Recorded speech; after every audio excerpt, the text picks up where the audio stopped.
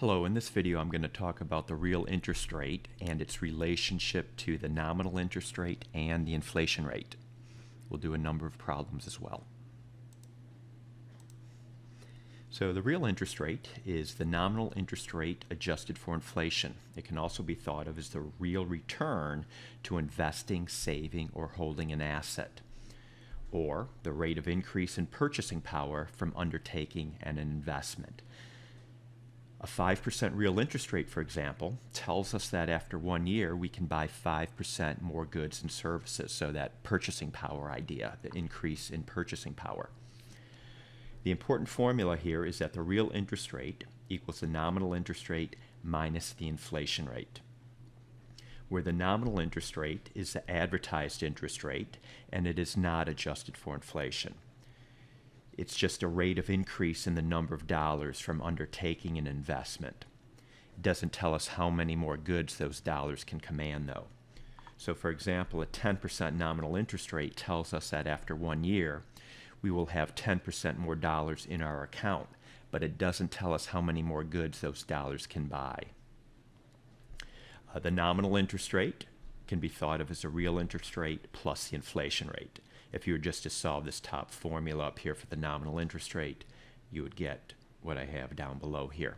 Let's do some problems.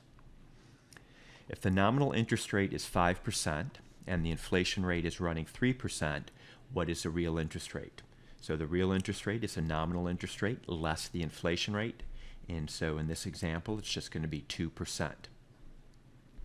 If the nominal interest rate is 3% and the inflation rate is running 4%, what is the real interest rate? So the real interest rate can be negative, and in this case, 3 minus 4 gives us a real interest rate of minus 1%.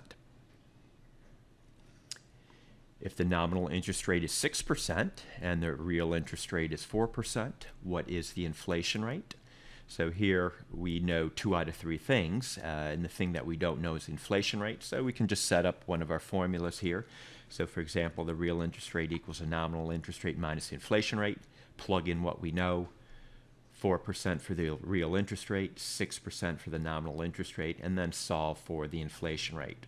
So moving some things around here, we're going to get the inflation rate equals 2%. And you can just double check your math. So if the real interest rate is 4%, nominal interest rate is 6%. If we subtract out inflation rate of 2%, yes, we get back the 4% real interest rate. All right, problem 4. If the real interest rate is 5% and the inflation rate is running 4%, what is the nominal interest rate? So we could set up the formula this way. The nominal interest rate equals a real interest rate plus the inflation rate. So the real is 5.